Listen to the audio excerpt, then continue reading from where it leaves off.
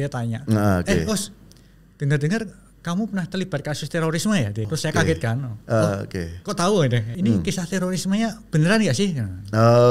Terus saya bilang, ya memang itu beneran terjadi di tahun 2015. Percayalah Bang, karena di zaman tahun 2015 semua usaha yang berhubungan dengan ini itu digerebek polisi Bang. Masalah kan kita juga dulu punya project namanya Bit Island Bang, transaksi pakai Bitcoin lain sebagainya, luar biasa Bang. Dan itu ada habis itu semua digerebek sama Mabes. Saya tuh lolos dari penjara berkali-kali Bang. kita nggak rela sampai crypto ekosistem ini kalau dirusak oleh sekelompok orang. Halo, balik lagi kita di Bell Entertainment dalam program Indonesian khusus bicara tentang blockchain, kripto dan juga beberapa hal tentang dunia desentralisasi finansial di dalam domain Blockfest. Kali ini gue akan kedatangan salah satu bisa dibilang seorang pendiri salah satu exchange pertama di Indonesia dan juga saat ini menjadi exchange yang terbesar juga di Indonesia. Dan hal yang paling menarik adalah di tahun 2024 ini kita menikmatin sebuah metode baru bagaimana industri kripto itu masuk ke dalam film.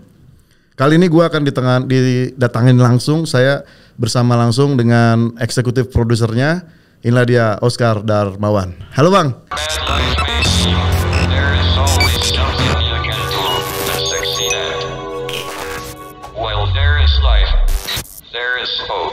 Halo Bel, thank you banget sudah diundang ke acara ini. Thank you Bang. Ini waktunya sangat-sangat sibuk sekali nih ya. Iya, soalnya saya sehari biasa meeting 3-5 meeting dalam sehari. Oke. Ya, jadi lumayan padat sih. Sangat efektif sekali ya Bang ya. Ini sorry Bang, ini gue ngambil waktunya beberapa jam mungkin. Ini orang-orang kripto sangat penasaran sih.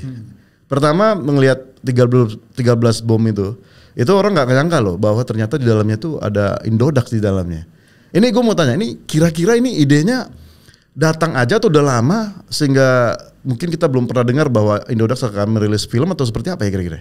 Ya sebenarnya kalau kita ditanya ide ini datangnya dari mana, sebenarnya ide ini datangnya dari obrolan waktu minum kopi Bang. Oh semua berasal dari kopi. Betul, semua dari kopi. Jadi suatu kali kan saya pernah dapat penghargaan nih. Saya pernah dapat penghargaan 40 under 40. Ya. Oh Forbes.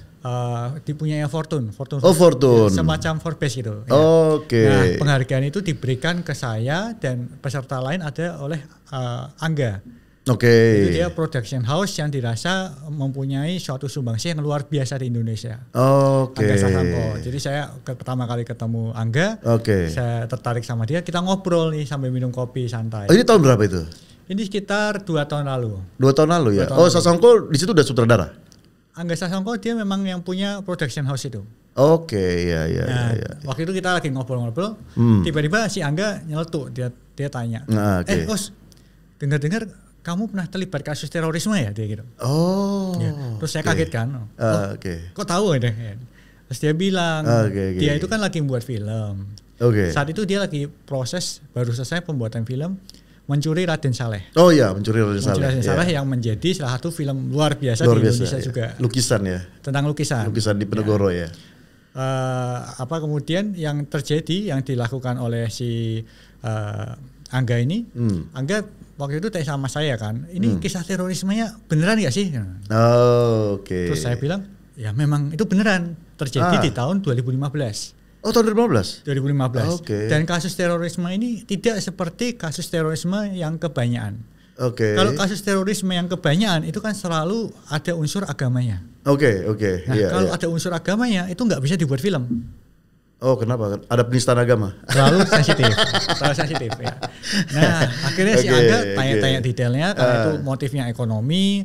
Kemudian itu melibatkan multiple bom ya. Jadi ada 4 bom. 4 bom. Ini yang aslinya 4? Aslinya 4. 4 bom dan bomnya ini ledakannya tinggi. Kalau dalam klasifikasi kepolisian ini daya ledaknya tinggi. Dan kemudian 4 bom ini dipasang di pusat pembelanjaan di Jabodetabek. Di Jakarta?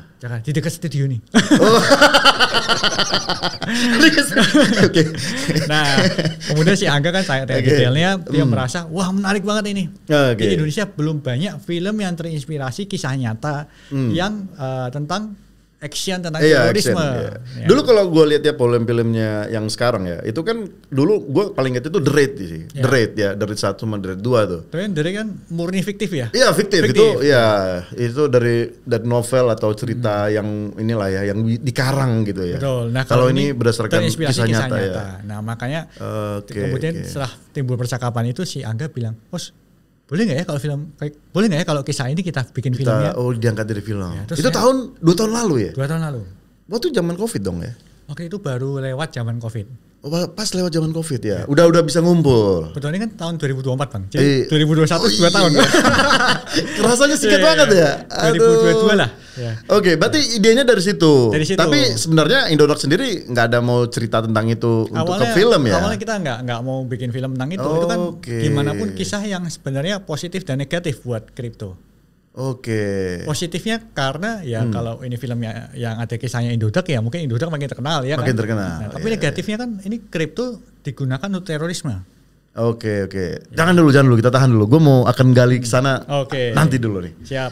Nah, berarti ini kalau ngelihat tahun 2015 ya? 2015 masih zamannya Pak Jokowi ya itu ya? 2015 iyalah 14 kan Pak Jokowi terpilih baru 2019 kan ya. Berarti zaman Pak Jokowi itu. Ya, sepertinya ya. Iya. Awal-awal ya. Oh, yang dulu mungkin sering ada bom-bom itu ya. Betul. Tapi kan memang bom di Jabodetabek itu ada dua kasus bom. Yang Sarina itu zaman Jokowi nggak sih ya? Sarina. Setelah bom yang kita ini tahun berikutnya Indonesia kena bom lagi yang Iya. Kan ada yang di Surabaya juga itu berapa ada 4 atau 3 gitu ya. Ya, itu kasus di mana Indonesia kayak beruntun ya kasus terorisme saat itu ya. Iya. Ya, kita kebagian sialnya salah satunya itu gitu. Oke. Jadi apa sih hubungannya ini kan di dalam film itu kan saya lihat kan pemerannya siapa itu sih? Dewanto siapa dia? Kalau terorisnya Rio Dewanto. Oh iya, Rio Dewanto ya. Nah, itu kan dia ini kan ya. Dia meminta 100 Bitcoin kan? Betul, karena kisah nyatanya memang minta 100 Bitcoin. Oh, itu nyata 100 Bitcoin saat Jadi, itu. Di dalam film 13 bom itu bisa saya katakan hampir sebagian besar itu kisah nyata. Oke. Cuma bedanya itu didramatisasi. Iyalah, dramatisasi. Ya, pastilah. Kalau film nggak kenyataan eksitis nanti jadinya bukan film, jadinya dokumenter. Iya. Jadi mungkin seperti kisah dramatisasinya dari 4 bom jadi 13 bom. Oke, tapi mengingat tahun 2015 itu masih Indodax doang ya? Atau udah ada kompetitor lain gak sih? Sebenarnya ada beberapa kompetitor yang lain. Udah ada ya? Tapi kompetitor yang lain sepertinya sudah banyak tutup sih. Oh, udah banyak tutup. Oke. Berarti yang Indodax doang yang bertahan ya? Ya, karena kalau kita lihat industri exchange ini, industri yang nggak gampang ya. Kadang kita pakai exchange ini baru setahun buka, 2 tahun buka tutup. Karena yang pertama teknologi untuk menjalankan exchange kan nggak gampang. Nggak gampang ya. Security-nya, kemudian tantangannya lagi. Di luar lagi compliance-nya. Compliance-nya juga luar biasa. Luar biasa. Ya. Oke, Bang Oscar, berarti ini bisa dibilang sebagai true story dari Indodax itu sendiri, kemudian diangkat menjadi sebuah film. Tapi itu yang tembak-tembakan ngebom itu nggak situ ya, nggak nyampe lah. Kalau yang ngebomnya beneran. Oh, bomnya beneran. Tembak-tembakannya saya nggak tahu versi aslinya berapa besar ya. Cuma kadang-kadang kalau ngejar teroris kan. Ya, ada tema-tema. Tapi saya nggak tahu. Tapi sebenarnya nggak se-ekstrim itu sih ya. Karena ini kan didramatisasi. Iya. Jadi waktu itu Bro William kan juga udah pernah ya ke Bell Entertainment kita ngobrol. Tapi waktu itu kita ngobrolin tentang ini sih. Ya bisnis baru dia lah yang Block Dev sama ya beberapa hal ya. Jadi situ gue dapat story sih dari kalian berdua gitu. Bagaimana kalian bisa membangun Indodax ini dari awal. Dulu bitcoin.co.id ya dulu ya? Dulu kita namanya Bitcoin Indonesia. Bitcoin Indonesia. Yang domainnya itu yang bitcoin.co.id kan ya? Sampai sekarang juga nama Bitcoin Indonesia dan bitcoin.co.id masih menjadi aset kita sih. Tapi karena kita ingin berfokus kepada membesarkan Indonesia Digital Asset, kita makanya berganti nama menjadi Indodax. Indonesia Digital Asset. Exchange. Exchange. Oke. Itu tahun 2013 atau berapa itu dia bilangnya? Bitcoin.co.id itu eranya sebelum 2016. Berarti sebelum bom ini kalian udah ini nggak sih? Udah dikenal nggak sih? Kita waktu 2015 gitu. Kalau dikatakan dikenal apa enggak tergantung dikenal siapa, Bang. Enggak, maksudnya mungkin di kalangan apa nih? Di kalangan kripto saat itu money changer atau member kita baru 50.000 orang. Saat itu? Saat itu baru 50.000 orang. Jadi kita kan saat itu cuma dikenal 50.000 orang itu. Ya kan saat itu kan Bitcoin, ya sorry to say ya, biasanya dipakai untuk ilegal loh, tahan itu. Iya dan enggak. Ya. Nanti kalau saya bilangnya iya semua nanti ada yang lapor gitu. Jadi waktu itu gue pernah ada tamu juga di sini, dia bilang bahwa gue kenal Bitcoin itu Bang dari Indodax kata dia. Tahun berapa saya bilang kan? Ya tahunnya 2014, 2015 gitu. Betul ya. Itu udah banyak. Wah masih dikit banget Bang. Tapi memang Pak Oscar bilang mungkin ya mungkin menurut dia dikit ya. Tapi mungkin dari data Pak Oscar udah 50.000 ya. Di saat itu menurut saya udah banyak banget. Kalau menurut saya 50.000 masih dikit banget Bang. Saat itu Bang. Bahkan kita membandingkannya dengan 200 juta penduduk. Oh saat itu ya. Saat itu ya. Indonesia kan saat itu juga masih sudah punya 200 juta penduduk. Terus gue bilang emang mau dipakai buat apa sih gitu kan. Ya. Wah itulah gue nyesal juga sama sekarang katanya. Waktu itu Bang. Itu harga 10 juta itu satu Bitcoin katanya. Betul. Waktu itu harga Bitcoin. Tahu nggak saya buat apa Bang katanya? Buat apa dia? VPN. Oh, memang salah satu penggunaan Bitcoin saat itu untuk memberi produk digital. Iya, buat produk digital salah satunya VPN. Bahkan salah satu teman saya ya, salah satu senior di bidang Bitcoin ya. Yeah. Dia tahu nggak Bitcoinnya buat beli apa? Beli pulsa Bang. Saat itu? Saat itu. Jadi dia beli pulsa jutaan rupiah untuk mengisi pulsa Telkomselnya. Oh bisa ya gitu bisa. Ya? Pada saat itu Bitcoin bisa dipakai untuk mengisi pulsa Telkomsel, Indosat, XL. Saya sebutin semua nih Bang supaya nggak berpihak. Smartphone belum ada ya? Smartphone. Oke. Ya. Padahal kalau jadi kalau saat itu Bang, nih sorry to say nih. Waktu itu kan ini kan jual beli nih. Aku nanya sama dia, kalau sekarang kan itu udah payment gateway ya Bang ya. Udah ada istilahnya VA gitu ya atau bank transfer ya kan. Zaman itu kan belum ada Bang. Zaman itu e-wallet belum ada, virtual account belum ada. Pakai apa? Zaman itu sebenarnya di Indodax kita punya feature yang membantu orang untuk bertransaksi tetap dalam rupiah tapi bisa bayar pakai Bitcoin. Maksudnya gimana? Kita punya aplikasi bernama Bitbayar. Bitbayar itu aplikasi salah satu gesutan daripada perusahaan kita. Jadi orang misalnya hotel ya, dia mau terima Bitcoin, harga dia tetap semua dalam rupiah. Settlement tetap dalam rupiah. Tapi kita bikin sebuah sistem QR yang nyambung dengan protokol Bitcoin. Kalau orang bayar pakai Bitcoin, otomatis Bitcoinnya terkonvert. Langsung convert jadi rupiah dengan harga yang saat itu. Dengan harga saat itu, secara otomatis. Secara otomatis. Jadi transaksinya smooth banget. Tapi aplikasi ini nggak kita teruskan karena ada tantangan dari bank sentral. Nah, karena kan yang pertama status Bitcoin saat itu untuk trading aja masih abu-abu Bang. Untuk pembayaran terlalu dianggap terlalu gelap. Apalagi. Ya, makanya kemudian kita harus memilih kan. Kita mau membesarin ekosistem ini atau kita mau fighting dengan regulator. Ya. Tapi kalau sekarang kalau dinilai dengan bayar Bitcoin rugi juga sih. Rugi sih. Enggak juga Bang. Kalau kita bicara bayar pakai kripto, mungkin saat ini kita bisa mengenable dengan USDT misalnya. Kalau stablecoin oke. Tapi kalau bicara tentang pembayaran pakai Bitcoin rugi sih menurut saya, Pak. Enggak selalu. Karena kadang-kadang ada kondisi di mana kita ingin bayar dengan aset kita. Kayak seperti contohnya emas lah. Emas kan nilai tinggi kan? Iya. Tapi kadang-kadang kalau punya emas mau bayar langsung di barter, ya why not gitu kan. Cuma tantangannya kan di Indonesia ini punya peraturan undang-undang rupiah di mana mengharuskan semua transaksi harus dalam rupiah. Dalam rupiah ya. Itu yang ini ya menjadi concern ya. Jadi concern kalau kita teruskan project Bitbayar itu. Tantangan Bank Indonesia adalah sanggupkah kita menanggung resiko di penjara? Nah, balik lagi gue ke filmnya Bang nih. Itu kan ada beberapa aku bilang sih tagline ya. Yang gua rasa kayaknya nggak mungkin nih kayak si Sasongko kan penulis juga ya. Betul. Angga juga penulis skenario juga. Kayaknya nggak mungkin deh kata-kata ini Sasongko paham tuh. Ini kira-kira dari Indodax sendiri dari tim-timnya itu ada nggak sih kayak menyisipkan ini tolong dong disisipkan kata-kata ini gitu. Gak ada. Jadi penulisnya yang menarik dari Angga itu dia tidak mau produser, dia nggak mau sponsor, nggak mau siapapun nitipin apapun ke dia nggak mau. Visinema itu terkenal karena dia seorang idealis. Dia idealis. Dia nggak mau dicampuri untuk keindahan dari film yang dia produksi. Tapi kata-kata Indodax itu? Nah, yang terjadi adalah sebelum dia menulis skenario, sebelum timnya menulis skenario, kita diinterview secara nonstop. Oh, diinterview berjam-jam. Saya ingat saya waktu itu diinterview lebih dari 3 jam sih. Untuk menceritakan kisah detailnya, dan dia tanya banyak sekali pertanyaan. Kemudian kita harus cerita apa adanya. Nah, nanti cerita itu kemudian ditampung dia, cerita dari saya sendiri, dari William, versinya William sendiri. Kemudian sama dia dilebur menjadi satu skenario. Ini kan kalau gue simak filmnya ya, aku kan udah nonton dari awal sampai akhir kan.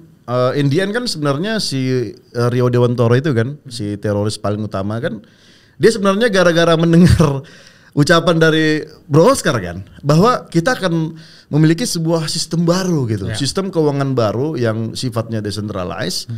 Karena ya sifat uang yang centralized ini yang dikontrol oleh ya katakanlah negara ataupun siapapun di atasnya negara, yang dikontrol itu kan yang menentukan akhirnya terjadilah inflasi, kemudian terjadilah ya pemiskinan, kelaparan gitu. Karena itu terang aja bahwa kita juga ngelihat kan bahwa katakanlah UMR ya, upah minimum regional itu kan nggak sebanding kadang-kadang dengan kebutuhan hidup di daerah tertentu gitu loh. Kan ini yang bisa menyebabkan ketimpangan, dan ini bisa menyebabkan teroris kan. Karena kan kalau dari film itu yang saya lihat kan justru dia tidak ngambil uang yang ini kan, yang dari peruri antar ke bank itu kan. Dia tidak ambil, malah dia bagi-bagikan ke penduduk yang mau ngambil gitu. Nah, artinya kan aku ada yang ambil sebuah pemikiran di sini. Berarti seolah-olah ini Bang Oscar brainwash dia gitu loh. Seolah-olah ini gimana kira-kira ini? Ini ada beberapa hal yang menarik sih. Ya, yang pertama nggak bisa dibantah, memang kasus nyatanya, kisah nyatanya si teroris itu kepikiran tentang Bitcoin. Itu karena prinsip dasar daripada Bitcoin di zaman saat itu. Jadi kita harus tahu bahwa pengguna Bitcoin di era-era awal, di mana saya kenal Bitcoin awal-awal tahun 2012, 2013 silam, pengguna Bitcoin siapa sih? Pengguna Bitcoin adalah kaum libertarian. Oh, libertarian ya? Libertarian. Orang-orang yang merasa bahwa Bitcoin ini ada sesuatu yang akan membuat ekonomi menjadi lebih baik. Kalau sekarang kan pengguna Bitcoin nggak berbeda dengan finance pada umumnya. Tapi pada saat tahun itu kita membicarakan konsep persamaan. Kita membicarakan konsep di mana kita itu nggak terikat pada satu negara. Tidak terikat pada satu negara. Tidak terikat satu negara, tapi ini suatu sistem ekonomi yang saling terhubung satu dengan lain, di mana ada fairness. Fairness ya. Penciptaan uang bukan dikuasai oleh satu institusi, tapi penciptaan uang itu dibagikan sesuai dengan sumbangsihnya kepada ekonomi, pada sistem ekonomi, dengan cara miningnya. Dan jangan lupa Bang, awal-awal Bitcoin tercipta, mining Bitcoin itu bisa dilakukan oleh setiap laptop. Iya, saya pernah dengar itu. Setiap laptop 50 BTC dulu ya. 50 BTC dibagikan sesuai dengan jumlah user. Karena pada saat itu belum dibuat chip-chip yang khusus untuk melakukan mining. Jadi kalau abang pakai laptop biasa pun bisa mining Bitcoin bisa, dan dapatnya lumayan. Kalau sekarang sih udah nggak bisa ya, karena hash rate-nya tinggi sekali sekarang. Karena adanya orang yang buat chip khusus yang akhirnya cuma chip khusus inilah yang bisa melakukan penambangan itu. Tapi konsep dasar daripada Bitcoin, konsep dasar daripada mata uang berbasiskan blockchain itu adalah konsep persamaan. Tapi abang tahu nggak sih bahwa dengan konsep Bitcoin ini, dengan white paper-nya kan, cash to cash payment system, itu dalam luar artinya bang. Itu artinya kita nggak perlu bank. Kalau kita bicara fungsi bank itu sebagai mediasi ya, intermediary. Sebenarnya kan fungsi bank itu kan sebagai tempat kita menitipkan uang. Betul. Tapi kemudian diperluas kan oleh bank menjadi tempat dititipkan uang, dan uang yang dititipkan dikelola. Ya. Bank reserve external bank ya. Jadi kalau itu ya. Misalnya ada bank yang dapat uang 1 juta dari nasabah, 1 jutanya kan 900 ribunya itu dipinjemin ke orang. Iya. Karena dia punya data, ini orang paling sebulan ngambil 10%.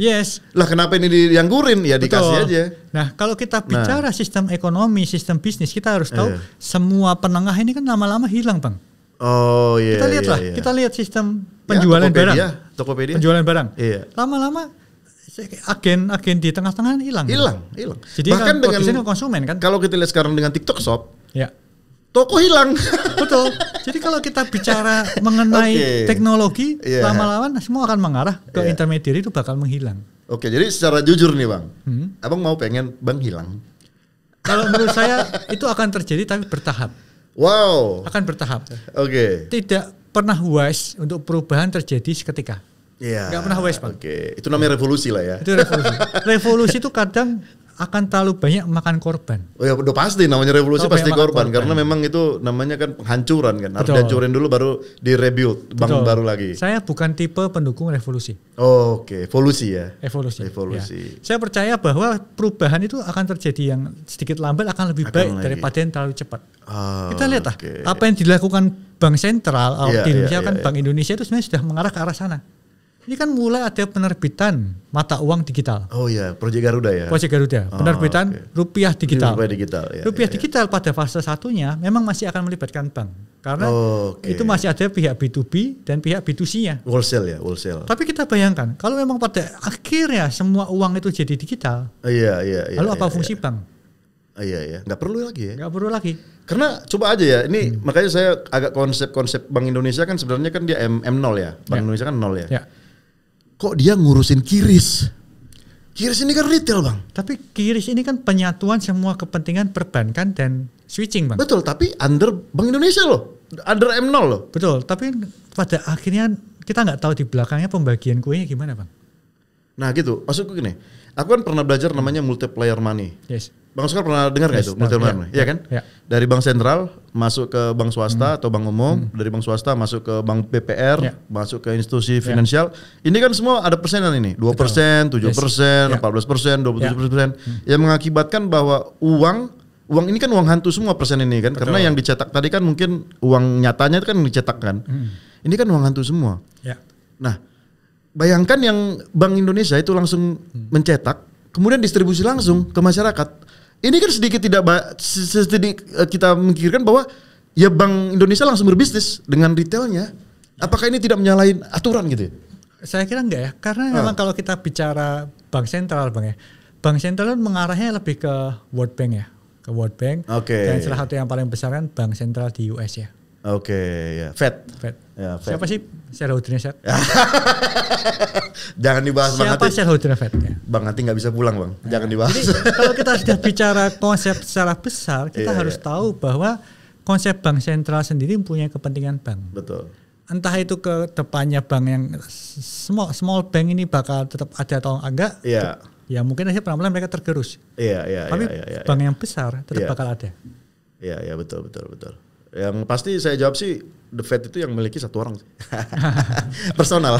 Saya tahu teori itu, tapi saya lebih merasa bahwa itu lebih sifatnya konsorsium Bang, bukan satu orang. Konsorsium ya. Konsorsium. Siap. Oke, berarti kalau kita balik lagi ke film ya, berarti kan di ujung cerita kan bahwa dia kan menuntut abang kan, abang dituntut sama William tuh, Oscar sama Darmon diculik kan, dituntut. Hey, aku itu bentuk produk dari kalian. Justru aku sekarang mau mempercepat apa yang kalian inginkan. Siap. Sekarang kenapa kalian menolak kan gitu jadinya ya? Kenapa kalian menolak? Nah ini kira-kira kenapa Bang kira-kira? Nah itu sebenarnya adalah salah satu perang batin Bang. Saya kira ini berangkat dari kisah perang batin kita dengan perkembangan Indodax. Itu yang kemudian diambil sudut pandang itu dibuat film oleh Angga. Perang batinnya gimana? Karena kita harus tahu Bang, di awal pembentukan Indodax tahun 2013 sampai ke 2017 itu adalah masa gelap di kripto di Indonesia. Masa gelap. Bear market gila sih. Bukan masalah harganya Bang. Masa gelapnya ini karena masalah compliance. Masalah ketidakpastian. Di mana kita saat itu bisa melihat kalau kita mau cari uang yang banyak, kita bisa menghandle transaksi yang sangat besar. Tapi kalau kita ingin membesarkan ekosistem secara proper, mungkin duit kita nggak terlalu banyak, tapi kita akan melihat ekosistem ini terbentuk dengan lebih cantik, lebih rapi, dan masyarakat bisa mendapatkan keuntungan. Kalau gitu aku nanya lagi nih, kalau dari 2015 yang dulu, kira-kira mereka bisa dibilang OG lah ya, old guy ya, orang-orang lama ya. Ini gue mau tanya nih sama Bang nih, pernah nggak kenal ada user yang 50.000 itu saat ini dia sekarang udah jadi orang kaya banget, ada nggak? Oh banyak. Di antara itu. Banyak. Jadi salah satu alasan kenapa Indodax itu punya customer yang loyal karena kita mempunyai visi saat itu adalah membuat orang lebih kaya lagi. Oh itu visinya ya. Oke. Jadi trader-trader kita yang loyal sama kita, mereka banyak yang sekarang menjadi. Tapi mereka sembunyi ya? Mereka sembunyi loh. Lah kalau sudah kaya ngapain muncul? Tunggu. Ini gue suka. Berarti kalau udah kaya ngapain muncul? Yang kalau karena kita harus tahu situasi kripto saat itu beda dengan sekarang. Ya. Kripto sekarang ini kan rapi bang, semua orang transaksi kripto. Pertanyaannya ini sudah diawasi OJK belum, diawasi Bapepti belum? Iya. Kemudian ini akhirnya pakai bank ya. Terus ini laporan pajaknya gimana ya kan? Anak-anak yang main kripto sekarang gitu kan. Terus ditanyain ini kira-kira aman nggak ya gitu kan. Kan pertanyaan-pertanyaan yang relatif sangat konservatif. Ya. Kalau orang-orang main kripto tahun 2013, 14, 15 mah pertanyaannya enggak gitu. Bukan gitu. Tulus kita percaya bahwa sistem kripto ini sistem yang jauh lebih baik. Iya. Kita percaya bahwa kalau kita sudah transaksi kripto kita akan percaya satu dengan yang lain. Iya. Dan yang saya tahu ya beberapa orang OG itu bukan orang-orang ini bang, bukan orang-orang yang mau melipatkan gandakan uang, bukan. Betul. They trust to the teknologinya gitu loh. Jadi mostly mereka itu orang-orang yang memang pintar gitu dalam teknologi dan juga wawasan berinternet. Dan mereka loyal bang.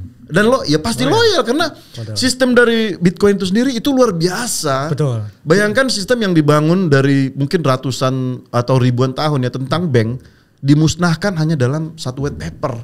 Betul. Jadi itu kalau kita bicara orang-orang yang OG itu orang-orang yang kalau sekarang kan trader kripto ini orang yang bisa dikatakan nggak tahu loyal ya, bisa melompat dari satu kripto ke kripto lain. Gitu penting dia cari cuan aja, dia tidak punya fundamental. Mereka nggak punya fundamental. Tapi kalau kita bicara OG atau yang dalam tanda kutip nggak sengaja jadi whale, itu orang-orang yang fundamentalnya sangat tajam.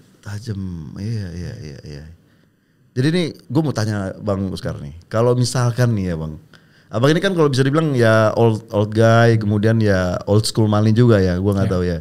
Ini sekarang kalau Abang pegang 1 triliun, Abang punya 1 triliun, Abang pengen ngasih tahu nggak sih ke publik, gue punya 1 triliun nih, atau Abang malah sembunyi lah.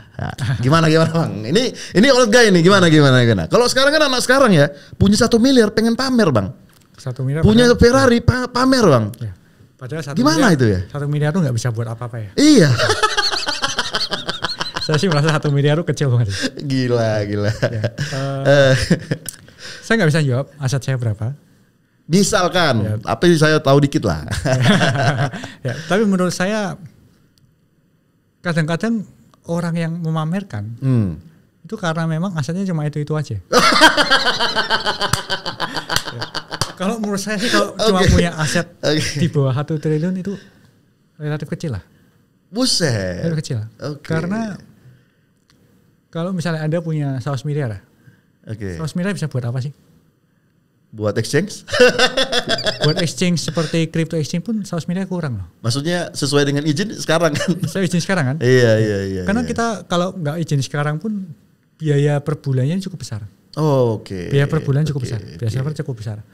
Kalau kita punya, anggapnya kita punya 100 miliar lah ya. Kita punya 100 miliar, paling beli mobil agak bagusan sedikit, beli rumah agak bagusan sedikit, udah habis dah.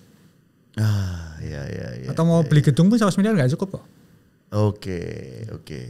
Kalau menurut saya, kalau kita ingin tahu orang itu benar-benar berduit atau enggak, bisa lihat bukan dari apa yang dia pakai. Bukan apa yang dia miliki ya. Bukan apa yang dia pamer. Apa yang dia perlihatkan gitu ya. Oke. Tapi kita bisa ngelihat dari sudut pandang dia. Kita bisa ngelihat dari apa yang dia sumbangsih kepada masyarakat. Sumbangsih kepada masyarakat. Kita lihatlah. Biarpun banyak orang yang dalam tanda kutip nggak suka dengan 9 naga. Ya, tapi 9 naga itu salah satu kelompok orang yang memberikan sumbangsih paling besar di Indonesia. 99%. Bagaimana negara kita mampu membangun, bagaimana begitu besar CSR yang diberikan, begitu ada masalah kemanusiaan mereka yang pertama kali turun. Tapi mereka nggak pernah bilang aset saya berapa puluh T, berapa ratus T, nggak pernah mereka. Betul sih. Itu orang kaya ya. Itu orang kaya. Kalau orang yang baru cuma punya Lamborghini, bilangnya orang kaya. Menurut saya kok terlalu jauh ya. Terlalu jauh ya. Jauh. Oke Bang Oscar, ini gue balik lagi nih Bang, ke film lagi nih Bang. Ya. 100 BTC. 100 BTC. Ya. Itu waktu itu nilainya berapa Bang? 100 BTC saat itu nilainya belum terlalu besar ya. Kurang lebih sekitar masih di bawah 1 miliaran. Saya lupa persis jumlahnya. Waktu 2015 ya? 1 miliar ya? Ya, di bawah 1 miliar. Sekarang 1 BTC udah 700 juta ya? Betul. Wow, oke. Berarti teman-teman harus beli BTC kayak Dodax nih. Berarti baik lagi, kalau dia minta 100 BTC tebusan, itu kan gua dengar ya, William atau Oscar itu gue bingung kan. Yeah. Karena waktu itu kan katakanlah kontra intelijen waktu itu kan ya mungkin sekarang BIN lah ya atau BAIS atau lain-lain kan. Waktu itu bilang kan, ini gimana cara kita ngetrace-nya katanya. Yeah. Kita nggak tahu nih cara ngetrace-nya. Kalau mungkin IP address apa lokasi kita bisa, telepon kita bisa sadap nih semua. Yeah. Ini Bitcoin gimana cara ngetrace-nya? Gue lupa siapa yang bilang, datang William atau Oscar, itu gampang. Justru dengan Bitcoin kita bisa ngecek langsung di mana gitu loh. Benar nggak Bang? Ya, itu gimana ceritanya Bang? Ya, jadi pada waktu itu memang kejadiannya kan ada teroris yang minta tebusan dalam Bitcoin. Kemudian kita sepakat untuk melakukan penjebakan. Itu ide siapa? Ini karena ini sudah era intelijen. Jadi banyak faktor yang terkait. Saya nggak mau bilang ini ide siapa dan sebagainya. Pokoknya misalnya gitulah. Misalnya gitu. Misalnya gitu. Kemudian pada saat itu kita harus tahu pihak kepolisian maupun Intel maupun Densus ini kasus baru yang terlibat dengan Bitcoin. Makanya kemudian kita memberikan informasi bagaimana melakukan pelacaan di dalam blockchain. Blockchain ya. Dan itu kalian jelaskan nggak bahwa justru sebenarnya transaksi keuangan dibandingkan blockchain itu jauh lebih gampang untuk ngetrace perjalanan Bitcoin itu sendiri kan? Kita masih ingat waktu itu kita pernah satu kali ditanya sebenarnya sebenarnya melacak Bitcoin ini sangat sulit, mereka bilangnya gitu kan. Tapi kalau menurut kita melacak yang paling sulit itu bukan Bitcoin. Melacak yang paling sulit adalah pada saat mereka minta tebusan uang tunai Bang. Uang tunai itu yang benar-benar anonim. Anonim. Justru itu yang anonim malah ya. Kalau uang orang money laundry nggak akan pakai Bitcoin kalau dia pintar. Tapi banyak nggak pintar sih Bang. Ya. Jadi kalau kita bicara mengenai Bitcoin itu kan transaksinya bukan anonim, tapi pseudonym kan. Dimana kita bisa ngecek ya, biarpun sifatnya hashnya bisa dibuka. Kita bisa melacak. Ya bahkan pendiri yang mungkin sampai sekarang nggak tahu siapa Satoshi Nakamoto, ya kan orang tahu kan itu bahwa itu walletnya dia. Betul. Even kayak Vitalik Buterin juga, mereka nggak tahu itu addressnya siapa, tapi orang tahu bahwa itu punyanya Vitalik gitu. Betul. Jadi tetap itu memang anonimus tapi pseudonimus bisa dilacak juga. Betul itu siapa banget. Gitu. Jadi kalau kita sudah bicara mengenai itu akhirnya kita semua setelah kita ngajarin, makanya kemudian di pihak kepolisian sekarang punya istilah follow the chain. Follow the chain. Follow the chain. Kalau misalnya uang tunai mereka nyebutnya follow the money. Kalau aku sebutnya ijuk. Apa itu Bang? Ikuti jejak uang kemana. Siap. Oke. Iya. Jadi ceritanya kalian ditahan itu benar? Ditahan benar, ya. Diinterogasi? Diinterogasi. Kan kalau cerita itu kan kalian jadi suspek kan? Cuma ada satu bagian yang sebenarnya agak nggak enak sih. Yang nggak enak adalah pada saat itu sebenarnya saya ditahan sendirian. What? Oh iya? Karena saat itu William kan di Bali kan. Oh iya. Saya di Jakarta. Jadi Bang William diangkat? Saya yang ditahan. Diangkat? Apa? Diangkat. Jadi waktu itu saya lagi di kantor sih. Tiba-tiba ada polisi yang datang, menyergap kita gitu lah. Ya, waktu itu saya makanya sampai kebingungan kan saya harus ngabari ke. Itu kantor yang di mana Bang? Kalau dari film kan kayaknya Tanah Abang gitu tuh. Di Cengkareng. Waktu itu Cengkareng ya. Cengkareng. Malah kan kayak Indodax kan besarnya di Bali kan. Kalau di Jakarta sendiri kan nggak terlalu lah ya. Makanya waktu itu kita bagi tugas. Yang satu fokus di Jakarta, satunya fokus di Bali. Karena perlu ada yang jaga kandang Bang. Karena Jakarta ya sebagai pusat ekonomi lah ya. Pusat ekonomi. Jadi kalau di Bali mungkin pusat untuk pencairan kali ya. Bukan, itu pusat pembangunan teknologi dan komunitas. Oke. Kan saya harus bilangnya bahasa seperti itu. Bahasa itu. Nah, Karena William di Bali, saya di Jakarta, saya ada yang ketiban sial gitu. Iya. Aduh. Oke, tapi waktu itu kalau Bang Oscar udah paham ya teknologinya tuh ya? Waktu itu sorry. Ini marketnya dulu masih Bitcoin ya atau ada yang lain-lain? Waktu itu market kita masih Bitcoin. Ya kan Bitcoin kan juga banyak anaknya kan, kayak Bitcoin Cash, Bitcoin waktu itu belum Diamond. Belum beranak Bang. Hah? Belum beranak. Oh. Ya, waktu itu masih gadis Bitcoin. Masih gadis ya? Masih BTC murni. Masih ya? BTC murni. Oke. Belum kawin campur. Tapi saya penasaran loh, waktu itu udah ada ini kayak istilahnya book ordernya gitu ada nggak sih atau ada langsung gitu harganya berapa ini? Jadi berapa? Sejak tahun 2014 kita sudah ada book order. Oh sudah ada book order. Oh saya pikir masih OTC gitu deh. Kita OTC itu tahun 2013. 2013 udah OTC. Oh OTC kan bisa nggak lewat platform kan ya? Betul. Kalau kita nggak lewat platform waktu itu mungkin benar-benar saya di penjara kali Bang. Oh iya, masuk karena kita dianggap terlibat. Money laundry lah masuk ya kan. Yeah. Karena kan nggak tahu juga itu BTC dari mana, ini dari mana kan. Oke, menarik sih.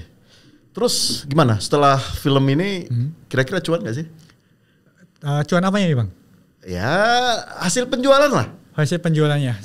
Sejauh ini sih dalam 3 minggu perputaran kita penontonnya hampir 1 juta penonton. 1 juta ya? Oh ya. Wow. Kalau dari sisi kita Bang, kita nggak melihat apakah ini cuan nggak cuan. Itu kan urusan production house-nya ya. Oh gitu? Ya kan, ini urusannya Angga. Kalau kita itu melihat apakah film ini memberikan edukasi tentang kripto di Indonesia apa enggak. Oke. Kita pengen. Tapi kan namanya edukasi Bang keluar duit dong. Ya memang kan kita nggak bisa bantah nih. Selama Indodax beroperasi 10 tahun, kita ini kan banyak keluar duit untuk memberikan edukasi. Oke. Seperti saat saya diundang ke kampus, lain sebagainya, itu kan kita nggak dibayar Bang. Kita malah keluar duit buat uang snack, buat sponsor ya. Buat sponsor. Itu kan apa yang kita sumbangkan untuk Indonesia untuk membangun ekosistem kripto ini Bang. Oke, tapi untuk film ini sendiri itu biayanya dari siapa? Ya biaya salah satunya ya dari kita Bang. Kita sebagai produser. Oke. Oh, eksekutif produser ya? Saya lihat juga ada 3 orang. Siapa satu lagi dia?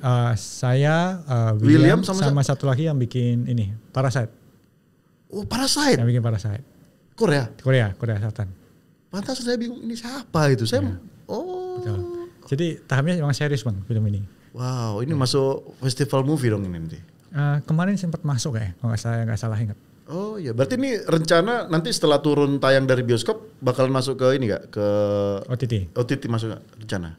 Saya nggak tahu, boleh ngomong apa enggak? Ya tunggu nantinya aja. Oh iya. Ada ini ya, ada rules-rulesnya ya. Ya saya nggak ngerti lah. Nanti lihat aja nanti. Yang penting sih saat ini yang penasaran pengen nonton masih bisa nonton di bioskop. Masih saya lihat masih kok. Teman-teman saya udah bilang begitu saya bilang ini ya. Saya terus terang aja Bang ya. Saya taunya 13 bom itu saya pikir kayak film The Raid. Ya. Begitu teman saya bilang ada namanya Mbak Diah gitu, dibilang, "Bang, itu Indodax loh, Bang." Serius loh?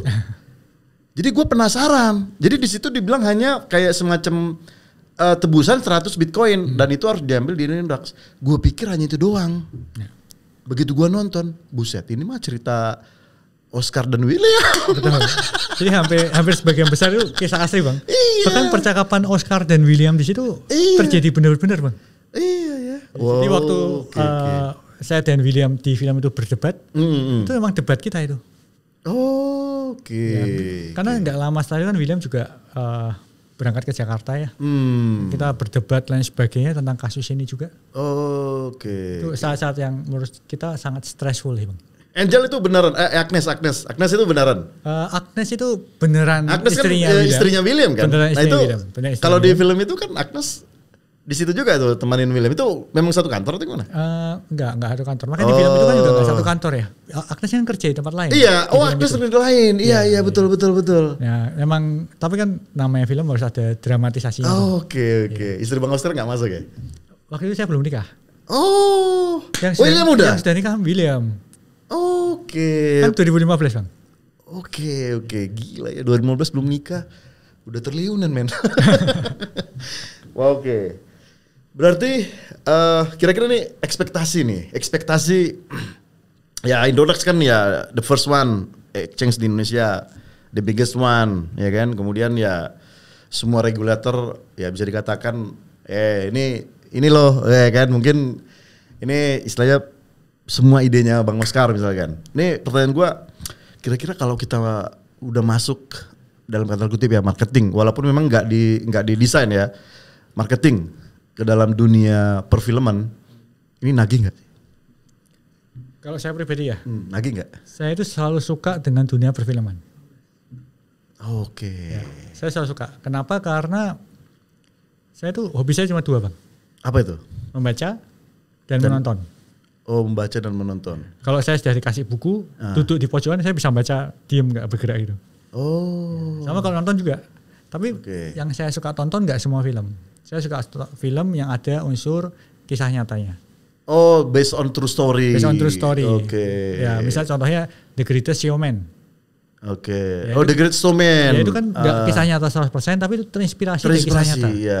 Yang kemudian didramatisasi kan. Iya. Kan sama itu. Ya, jadi hal seperti itu yang karena itu membuat inspirasi buat saya. Kalau Forrest Gump gimana?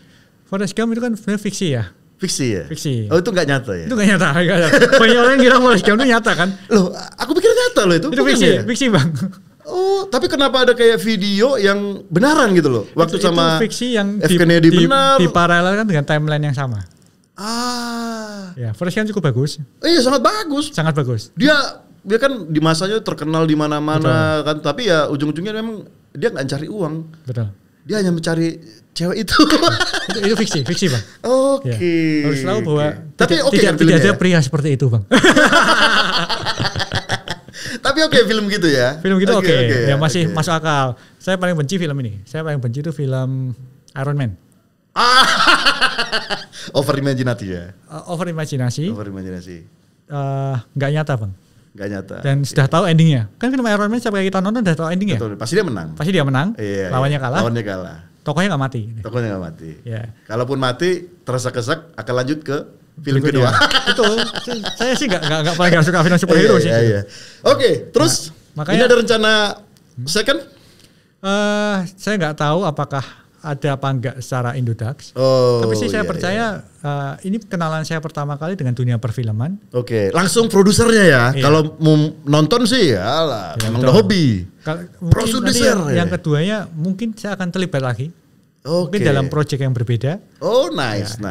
Kita lihat aja. Ya. Oke. Karena saya sih selalu suka dengan dunia perfilman. Tapi sorry tuh saya. Aku sendiri nih. Walaupun ya mungkin ya beberapa pengusaha gitu. Tapi ada satu mimpiku. Apa itu? Buat film. Oke. Abang gimana? Dulu saya sebenarnya saya itu pernah ditantang sama teman saya, sama sahabat saya. Oke. Ditantang untuk dalam hal 3 hal. Tapi yang tantangan yang terakhir saya kalah sih. Yang pertama tantangan ini tahun 2014. Dia menantang saya cepat-cepatan siapa 4 hal bukan 3. 4 hal. Cepat-cepatan siapa yang punya 1 miliar pertama. Oh, oke. Zaman itu ya? Zaman itu. Oke. Tahun 2000 berapa? Kayak sebelum 14 deh. 13 12 2010 saya lupa. 2010. Oke. Ya 2010 kayaknya. Siapa cepat-cepatan 21 pertama miliar? Pertama kali saya datang ke Jakarta 2010. Dari Surabaya kan, Abang ya? Saya dari Semarang, Bang. Oh, Semarang. Ya. Oke. Cepat-cepatan siapa yang punya 1 miliar pertama? Oke, 1 miliar pertama. Cepat-cepatan siapa yang punya buku bestseller di Gramedia? Oh, artinya buat buku? Buat buku. Wow. Yang ini juga, yang pertama sudah tercapai Bang. Udahlah, kalau itu mah. Jelas. Yang kedua, buku bestseller. Sudah Bang, saya sudah nerbitin 3 buku. Oh iya, sorry Bang, aku nggak tahu nih. Ini buku yang pertama, kedua, ketiga apa nih? Buku yang pertama itu tentang Bitcoin Bang. Oh, Bitcoin. Jadi kalau judulnya apa? Di Gramedia, buku tentang mata uang Bitcoin itu hampir semua tulisannya dari saya. Sekarang sudah mulai banyak penulis-penulis lain di Indonesia ya. Iya, udah banyak. Tapi pada era waktu itu cuma ada kita yang nulis Bang. Oke. Apa judulnya, boleh tahu nggak Bang judulnya? Ya, judulnya adalah Bitcoin apa ya judulnya? Saya sampai lupa judulnya apa ya. Edisi pertama Bitcoin mata uang dunia atau apa? Oh, Bitcoin mata uang dunia. Edisi kedua? Yang saya ingat yang edisi ketiga. Oh, ketiga? Trading for Z Generation. Trading for Z Generation. Z. Oh, Gen Z ya, Gen Z ya. Oke. Ini kita lagi mau nerbitin buku berikutnya. Oh. Yang ketiga Bang. Oke. Tantangannya adalah kisah kita harus difilmkan. Oke. Makanya ini kisah bebas sebenarnya ya, kisah apapun, yang penting difilmkan lah ya. Yang difilmkan. Oh, oke. Dan dapatlah kisah yang difilmkan cuma ada 2 pilihan, Bang. Apa tuh? Jadi terkenal baik atau menjadi penjahat sekalian. Oh gitu ya? Iya dong. Oh iya. Kalau difilmkan cuma pilihannya dua ya. Jadi penjahat yang dikenal, ya Joker kan ya, penjahat yang dikenal kan. Ya, atau kita bersumbangsi secara luar biasa ke masyarakat. Oh. Ya, untungnya saya yang sumbangsi ya, Bang ya. Iya, sumbangsi lah. Yang keempat? Ya. Belum atau sudah nggak bisa? Saya kayak nggak mau ngelanjutin yang ini. Yang keempat adalah menang lomba maraton, Bang. Itu mah William itu. itu William yang itu ya. Itu William. Yang keempat ini saya sama sahabat saya sempat latihan lari. Ini bukan sama William ya tantangannya ya. Oh, bukan sama William. Bukan sama William. Ya. Jadi tantangannya keempat ini siapa yang duluan menyelesaikan lomba maraton. Waduh, 42 kilo. 42 kilo. Oh iya. Ya. Tapi kan maraton kan perlu komitmen ya Bang ya. Perlu komitmen latihan setiap hari. Di run on the run semua lah. Ya, seperti William lah. William kan setiap hari latihan. Iya. Ya, saya pikir-pikir saya dengan kesibukan saya nggak sanggup deh. Nggak sanggup. Jadi saya bilang sama dia lah. Tapi menang 3? Menang 3 sudah cukup ya saya. Sudah mayoritas. Udah mayoritas dong. Iya, Oke, balik lagi Bang. Berarti tapi sebelum ada perjanjian itu kira-kira Abang pernah ini nggak sih kayak wow, suatu saat gue pengen punya film nih gitu. Pernah nggak? Sebelum ini? Pernah. Karena saya punya keinginan itu, begitu ditantang teman saya semakin mengeraskan hati, saya harus bisa bikin film. Karena kan buat film itu nggak murah loh. Ya nggak murah. Kan? Ya. Sorry Bang, ini di atas 5M ya? Dia produksi. Jauh Bang. Di atas 10M? Jauh Bang. Kalau kita bicara film berkualitas setara Hollywood, nggak mungkin bisa dibuat dengan budget cuma 5M Bang. Okay. Kecuali kita bikinnya film percintaan, komedi, horor. Kalau yang gitu-gitu 5M masih bisa Bang. Paling syuting cuma sebulan jadi. Oke, sebulan. Ya, kalau ini kita berapa bicara lama? film action ini kan, film ini bahkan harus nyewa senjatanya, ngorbanin mobil diledakinnya. Iya, mobil. Ya, belum lagi panser polisinya lagi itu harus dibeli Bang. Ada juga itu RPG saya lihat itu RPG. Iya, basoka ditembakin berapa kali. Terus mesiunya lagi. Iya, mesiu, iya. Jadi kalau kita sudah bicara di atas 10M ya. Jauh lah, jauh. Berarti di situ karena sudah ada dana lah ya, makanya Bang, wah ini mah kecil nih. Berapa lu butuh ini gitu ya? Enggak lah, saya merasa semoga film ini mengangkat kualitas film nasional di Indonesia. Dan kita Abang bisa lihat loh, kualitas film 13 Bom Jakarta itu film action terbaik sampai sekarang di Indonesia. Ya kalau saya lihat sih iya sih. Iya, karena durasinya juga hampir 2,5 jam itu ya. 2,5 jam. Iya kan? Iya. Kalau aku lihat kayak film The Raid cepat. Kemudian ya ceritanya ya udah tahu lah. Ya. Kayak di penjara terus ya bas gitu ya. udah tahu itu. Ya. Tapi yang 13 Bom ini kemarin ya terus terang aja aku nggak tahu ini apakah ada hubungannya sama dengan kayak bom Sarinah gitu ya. Mirip-mirip sih saya lihat kan. Nah, cuman begitu tahu ada unsur ininya nih kriptonya di situ. Wah, langsung saya ajak teman-teman saya nih. Wah, wajib nonton lu. Kalau enggak lu nggak bakal jadi orang kripto lu, coba nonton. Nah, begitu nonton ada teman-teman saya yang nggak paham kripto, jadi ini loh. Siap.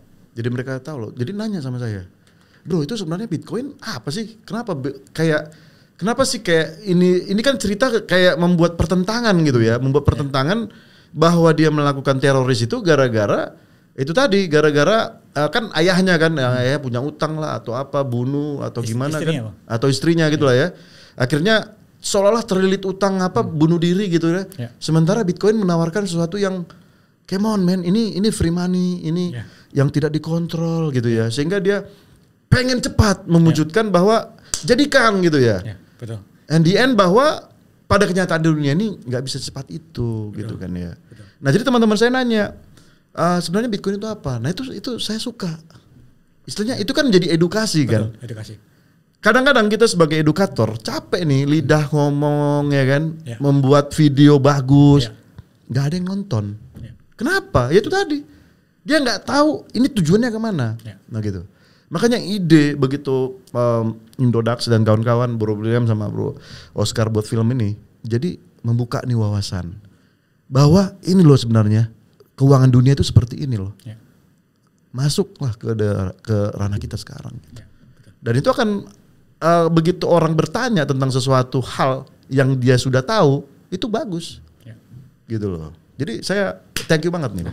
membuat ekosistem dan komunitas Web3 kita, kripto kita menjadi semakin berkembang. Kan kita sama-sama pejuang di kripto Bang, sama-sama pejuang di edukasi kan. Iya. Bell Entertainment ini. Makanya saya sih senang banget kalau diundang di acara podcast seperti ini karena dari sisi kita ngelihat bahwa ini bagian dari kita memberikan waktu untuk memberikan edukasi tentang kripto. Iya, betul. Makanya kalau kita lihat di banyak podcast yang saya datangi, saya jarang membawa misi komersial. Iya. Apalagi trading ya. Aduh, itu. Saya jarang, maksudnya saya jarang cerita sama abang, Bang besok Bitcoin naik. Iya. Saya nggak kayak gitu ya. Iya. Saya mas ceritanya hati-hati loh kalau beli Bitcoin. Harus siap harga turun. Iya. Malah saya suka aja tahu nggak Bang, dari bapak orang yang saya bawa ke sini, malah dia bilang gini, bro, gue dari 2015 sudah punya 5 Bitcoin, sampai sekarang masih gue pegang tuh. Ya. Saya lebih suka itu gitu. Siap. Dibanding bro beli sekarang nih. Token ini besok naik, aduh, come on man, gak ada gunanya. Edukasi apaan itu? Edukasi mau cepat kaya, cepat miskin? Itu kan sama aja gini, ya kan? Main slot Bang, bisa menang. Main slot ya, main slot. Oke Bang, ini jadi penonton ya, ini gue langsung ketemu nih sama Bang Oscar, di mana orang yang saat itu menganggap Bitcoin itu apa gitu ya. Padahal waktu itu udah ada di berita ya. Bitcoin udah ada berita ya waktu itu ya, tapi nggak semasif sekarang. Sudah ada berita, tapi ya orang terus terang saya juga gitu Bang, saya masuk 2017 dan itu karena diperkenalkan sama teman gue. Artinya 2015 abang itu dengan mindset sendiri, sadar akan sendiri, itu masuk ke dunia kripto, itu sangat luar biasa sih. Itu gue bilang sebagai orang out the box saat itu, ya kan? Saya benerin sedikit Bang, koreksi sedikit. Oke, gimana? Karena waktu itu saya bukan sadar sendiri Bang. Saya itu dijerumuskan sama William. Benar. William pernah bilang juga. Dia dijerumuskan. Jadi waktu itu sebenarnya tahun 2011-12 yang pertama kali kenal dan sadar sendiri dapat highlight itu si William. Enlightenment itu William. Dia luar biasa banget. Iya, abang yang waktu itu di Singapura ya katanya. Saya sempat di Singapura. Saya sempat kerja di Singapura kan. Saya sempat jadi budak korporat lah Bang. Kemudian di Singapura saya pulang, William langsung meracuni saya. Ada mata uang baru nih. Mata uang baru, jalan sendiri, bla bla bla bla. Saya pertama kali skeptis Bang. Saya nggak percaya. Saya nggak percaya karena saya berangkat dari pengalaman mengenal dunia e-money centralized sudah cukup lama. Saya kenal namanya e-gold, Liberty Reserve, ya, terus kemudian money bookers, lain sebagainya Bang. Dimana orang-orang mungkin belum yang zaman sekarang mungkin pada nggak tahu kali apa itu. Nggak tahu. Itu scammer semua. Sebenarnya saya mandang mereka bukan scammers Bang. Jadi? Tapi mereka berusaha mendobrak digital money dengan cara centralized. Mendobrak centralized. Dengan cara centralized. Yang kemudian menyalahi hukum di US. PayPal udah ada nggak sih saat itu? PayPal sudah ada Bang. PayPal. Tapi PayPal kan backersnya orang kuat Bang. Orang kuat ya. Orang kuat. Ya. PayPal. Ya. Investornya besar. Kalau gue bicara tentang PayPal, gue akan ingat Elon Musk ya. Betul. Jadi Elon Musk pernah buat X.com ya. Betul. Atau sebelum PayPal lah. Ya. Dia punya ide waktu itu karena bank kan waktu itu masih konvensional banget ya. Istilahnya orang ngambil duit juga harus ke ATM atau orang harus ke bank-bank cabang gitu. Dia buat sistem internet. Ya. Jadi ya orang bisa transfer itu udah lewat internet. Itu ide yang sangat luar biasa kan. Betul. Akhirnya dibeli itu idenya dia itu dan disitulah dia mulai kaya ya dari situ. Kemudian dari PayPal dia dapat sekitar 200 juta US gitu ya, baru dia beli SpaceX, Tesla dan lain-lain. Tapi sebenarnya Bang, kalau boleh jujur, PayPal itu take off bukan benar-benar karena PayPalnya Bang. Karena IB-nya. Iya, IB-nya kan 1 triliun kan. Iya betul. 1 triliun di. Jadi kalau karena PayPal lu nempel di IB. Iya, nempel di IB. Jadinya semua prosesnya smooth gitu kan. Dan lebih legal gitu Bang. Iya, kan ada Peter Thiel juga kan di situ. Ada Peter Thiel. Kan semua foundernya PayPal kan jadi orang luar biasa. Luar biasa semua. Di bidang teknologi. Iya. 1 triliun Bang dibeli sama IB saat itu, gila. Makanya si Elon Musk dapat 200 juta waktu itu. Betul. Nah, artinya kan waktu itu saat itu dunia keuangan digital kan sangat booming. Betul. Makanya gue pikir bahwa ketika di luar Indonesia Bang. Di luar Indonesia. Karena kan memang waktu itu kan pertukaran dunia kan masih menggunakan Swift ya dan juga credit card ya. Otomatis ya masih agak-agak susah lah ya. Begitu PayPal solusinya buset. connect kemana-mana gitu ya. Bitcoin saat itu udah bisa kan? Bitcoin saya sudah bisa. Saya ingat banget waktu saya sudah diracuni sama William. Kemudian saya ikutan terjun di Bitcoin Indonesia. Karena waktu itu saya ngajak William, "Jadi Will, saya terjun, kita kembangin sama-sama besar gitu kan." Nah, begitu kita mulai ngembangin besar, kita sempat demonstrasi di depan Bank Indonesia, Bang. Wah, what? Berani? Bukan demo, Bang. Mempresentasikan. Iya, maksudnya berani gitu. Kita mempresentasikan wow, bahwa ini loh keren banget sistem pembayaran menggunakan Bitcoin pakai QR code, Bang. Waktu itu QR code udah di situ. Sudah di situ. Waktu itu orang belum mengenal pembayaran pakai QR code. Belum. 2014. Even QR code kan dikenalnya barcode dulu kan. Betul. Barcode baru QR code. Waktu itu kita mempresentasikan ini loh, Pak. Pembayaran menggunakan Bitcoin bisa beli pulsa secara instan dari handphone ke kertas gitu. Yang jadi sistemnya QRIS sekarang, Bang. Oh ya, unik QRIS ya. QRIS ya. Jadi kita itu kalian juga memperkenalkan. Kita menunjukkan ke divisi sistem pembayaran. Karena waktu itu belum populer pembayaran menggunakan QRIS. Iya, belum populer banget belum. Sekarang udah hampir 40% Bang menguasain pasar. Pasar pembayaran itu udah 40% menggunakan QRIS sekarang. Ya, zaman dulu orang-orang itu masih belum zaman itu orang internet masih belum mudeng ya, apa itu barcode kotak gitu kan. Iya, barcode belum. Padahal itu secure banget ya, 128 bit, bahkan ada yang 1024 bit. Iya. Oke, Bang Oscar, kita udah lama nih kayaknya, tapi kayak masih banyak banget ini yang mau diomongin ini ya. Paling gini sih Bang Oscar, ini tadi kan udah buat film ya, terus ada nggak rencana buat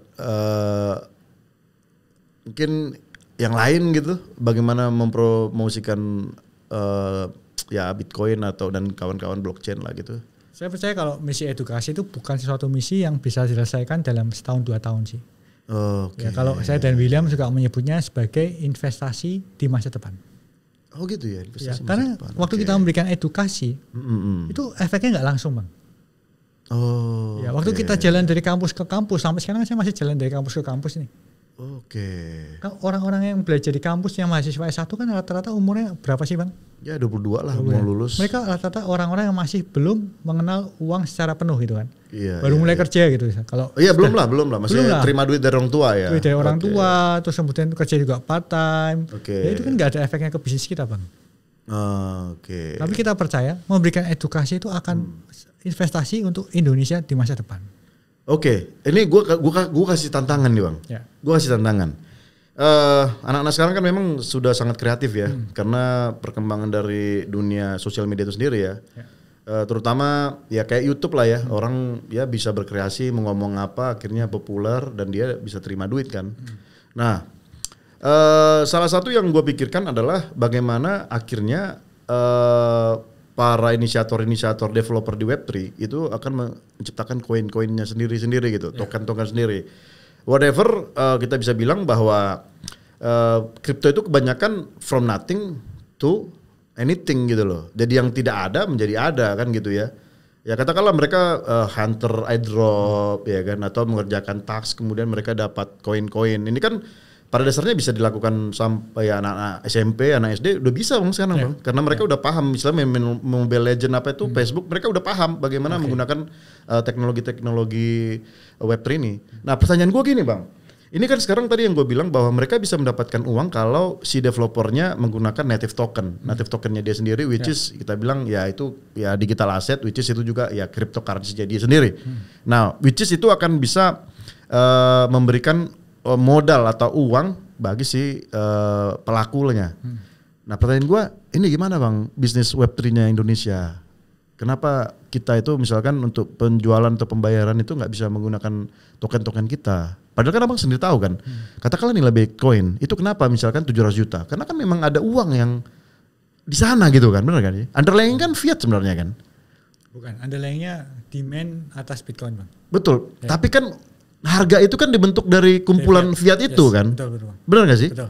Artinya dia tidak serta-merta langsung 700 juta, nggak bisa. Karena memang ada uang yang di sana yang keluar masuk sehingga menimbulkan harga. Betul. Nah bukankah itu sama dengan beberapa misalkan proyek-proyek teman-teman tokenisasi misalkan menggunakan native tokennya dia, kemudian katakanlah melalui pembayaran menggunakan token itu, which is token itu harganya itu memang sudah di back dengan fiat, katakan pakai decentralized exchange, itu kan uangnya kan memang harus ada LP-nya kan, liquidity provider-nya kan. Nah ini gimana bang? Menurut saya tantangannya banyak sih bang untuk hal itu. Yang salah satu tantangan paling besar itu adalah undang-undang kita belum menyupport masalah itu. Ya kenapa? Karena toh juga kan underlying-nya jelas. Gak bisa bang. Selama undang-undang rupiah masih ada di Indonesia, kalau nge-push ke arah payment gateway yang berhubungan dengan kripto, secara otomatis itu melanggar undang-undang pidana bang. Gak bisa. Barriernya terlalu besar. Walaupun memang misalkan kita menggunakan akses API. Gak bisa bang. Karena itu tantangan kita dulu yang terjadi di tahun 2014-15. Kita sudah pernah melewati tantangan itu dan selama undang-undang itu masih ada, siapapun yang nge-push pembayaran dengan kripto dalam bentuk apapun, biarpun settlement dengan rupiah, Anda akan berhadapan dengan Bank Indonesia. Oh gitu ya. Yang Bank Indonesia akan bisa menggunakan penegak hukum untuk menegakkan aturan undang-undang di Indonesia. Tapi kalau kita ngelihat negara-negara di Gaya, Rusia, Amerika. Beda bang. Di Amerika itu kita bisa beli Lamborghini menggunakan Bitcoin loh. Undang-undangnya beda bang. Di sana tidak diwajibkan transaksi harus dalam US dollar. Oh itu undang-undangnya. Undang-undangnya beda, nggak bisa bang. Karena kalau kita sudah bicara sesuatu yang bersentuhan dengan transaksi dalam negeri, itu kita mengarah ke regulasi di negara itu. Bukannya saya nggak pro dengan kripto ya, tapi saya percaya sebuah aturan itu ada untuk menata negara. Tapi apa bedanya dengan lah tidak pembayaran, tapi itu berupa reward, kemudian reward ini ditukarkan, itu bisa? Kalau loyalty point masih bisa bang, selama nggak dipakai untuk pembayaran. Tapi kan akal-akalan juga bang. Beda bang. Loh sekarang konsekuensi pastinya beda. Oh beda. Beda. Sekarang kan misalkan loyalty point dipakai untuk beli pulsa, bisa nggak? Nggak bisa bang. Barter bisa. Tapi ketentuan OVO loyalty sendiri kan bisa. Misalkan kita ini saya pakai OVO, saya dapat reward, katakanlah 20.000 rewardnya, kemudian saya beli pulsa bisa. Tapi itu loyalty-nya kan sifatnya close loop bang. Iya close loop. Bukan open loop. Iya close loop. Artinya nggak bisa diuangkan uang itu, nggak bisa diuangkan. Dan nggak bisa dikirimkan bang. Iya nggak bisa dikirimkan. Gak bisa, berarti sesuatu yang bisa diuangkan, sesuatu yang bisa ditransfer, itu bukan open loop. Percayalah bang. Karena di zaman tahun 2015 semua usaha yang berhubungan dengan ini itu digerebek polisi bang. Udah pernah ya, udah pernah masuk berita soalnya. Ini cerita yang lain bang. Kalau mau difilmkan juga bisa bang. Iya. Kita nggak mau cerita yang itu, tapi saya udah tahu pahitnya pembicaraan ini gitu bang. Iya. Ya saya pernah dengar cerita itu sih. Bahkan terakhir kan ada masalah kan juga dulu punya project namanya Bit Island bang. Bit Island ya. Bit Island itu project yang kita buat dan project ini bang bawa devisa buat Indonesia loh. Ada turis-turis berbis-bis datang ke Bali cuma buat ngecek project Bit Island kita. Transaksi pakai Bitcoin lain sebagainya. Luar biasa bang. Dan itu ada itu semua digerebek sama Mabes. Tahun 2015 ya? 16 itu, 15-16. Artinya inovasi kalian itu sudah lebih maju tapi tertantang sama ini ya, regulasi ya? Saya tuh lolos dari penjara berkali-kali bang. Oh iya ya? Untuk membesarkan crypto ekosistem. Makanya, gila, ini saya baru tahu ini loh. Makanya saya baru tahu. Abang lolos dari penjara berkali-kali. Makanya saya dan William punya banyak ikatan dengan kripto ini bang. Kita nggak rela sampai kripto ekosistem ini kalau dirusak oleh sekelompok orang. Berarti karena ini kita sama-sama berjuang bang dari awal. Kita sama-sama yang komunikasi dengan pemerintah, sama-sama yang diinterogasi. Apa nggak pernah kan diinterogasi polisi sampai berhari-hari, sampai berjam-jam cuma buat ditanyai pertanyaan sama. Enggak. Jangan sampai bang. Nggak mau lah. Capek. Oke. Ini sisi gelap yang aku baru tahu nih. Kita sudah pasang badan di sini. Kita sudah berusaha membantu supaya kripto ekosistem di Indonesia ini bisa berkembang dengan baik. Oke, siap. Ini terakhir tapi gue baru tahu itu. Ya kan, nggak mungkin kita teriak-teriak juga bang. Iya. Ya, kalau nggak ditanya abang juga kita nggak jawab. Iya betul. Sampai segitunya ya. Oke lah bang, 1 jam cukup. Pendengar yang ada di sana di Bell Entertainment. Ini pembicaraan ini sangat menarik sih ya. Banyak sisi-sisi yang terus terang gue nggak tahu. Akhirnya sekarang gue tahu. ternyata bagaimana nih Bang Oscar Darmawan yang gue bilang bisa bilang perintis bagaimana exchange di Indonesia untuk kripto, bahkan sampai regulasi-regulasi yang ada sekarang itu mereka yang bisa ngelit gitu sampai terbentuknya bursa juga ya. Nah mereka bisa ngelit itu semua ya semuanya demi kepentingan komunitas kripto. Jadi ya kita sama-sama berjuang, semoga kedepannya ya kita memimpikan sih suatu saat bahwa kripto akan menjadi sebuah pembayaran, tapi walaupun memang membutuhkan waktu yang panjang dan lama, tapi kita tetap ya berdiri teguh. Dan terakhir Bang Oscar, kira-kira apa nih pencapaian selanjutnya dari Indodax? Indodax lagi menyiapkan sesuatu yang spesial. Oke. Bukan martabak ya? Bukan martabak. Kalau martabak nanti sensitif lagi Bang. Kata martabak itu harus dihindari sekarang. Oke. Ya, kita lagi menyiapkan sesuatu yang spesial. Ditunggu aja. Di kuartal 2 ini bakal ada sesuatu yang beda banget. Beda banget. Yang saya rasa ini sesuatu yang sangat menarik buat para trader kripto di Indonesia. Tapi saya nggak bisa ngasih bocoran terlalu banyak. Siap. Tunggu aja. Namanya kejutan ya. Namanya kejutan. Nanti kalau sudah dikasih tahu semua, jadi gak terkejut? Gak terkejut, malah kompetitor semua yang datang. Oke teman-teman semuanya, terima kasih atas waktunya, terima kasih atas atensinya. Semoga podcast kali ini sangat bermanfaat dan teman-teman bisa punya motivasi yang lebih tinggi lagi bahwa sesuatu yang kita pikirkan itu kita bisa kerjakan kalau kita sudah bisa mengusahakan. Jadi terakhir bahwa kripto saat ini sudah legal di Indonesia, itu berkat dari Bang Oscar Darmawan. Oke, terima kasih, salam jumpa, bye bye.